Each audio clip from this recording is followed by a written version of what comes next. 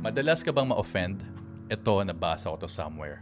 Baka naman kaya ka madalas ma-offend kasi hindi naman talaga ikaw ang kinakausap pero ikaw ang react ng react. Na-offend ka kasi hindi naman para sa'yo ang sulat pero ikaw ang basa ng basa. Na-offend ka kasi yung pagkain na niluto at tinimpla para sa panlasa ng iba, ikaw ang kain ng kain. Kapag sinabihan kang mag-aral ka ng mabuti, hindi ibig sabihin nun ay bobo ka.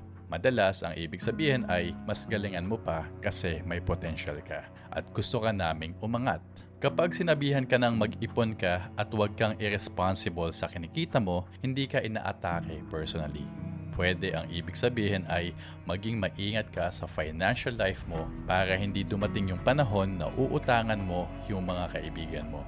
Baka naman kaya ka na-offend kasi deep down alam mo may katotohanan yung mensahe pero hindi mo pa siya kayang tanggapin ngayon. Hindi lahat ng nakikita mo ay para sa'yo at hindi lahat ng bagay ay deserve ang oras at opinion mo. Kasi mas madali ang maglabas ng sama ng loob kaysa tanggapin na ikaw ay may kakulangan at ayaw mo itong solusyonan.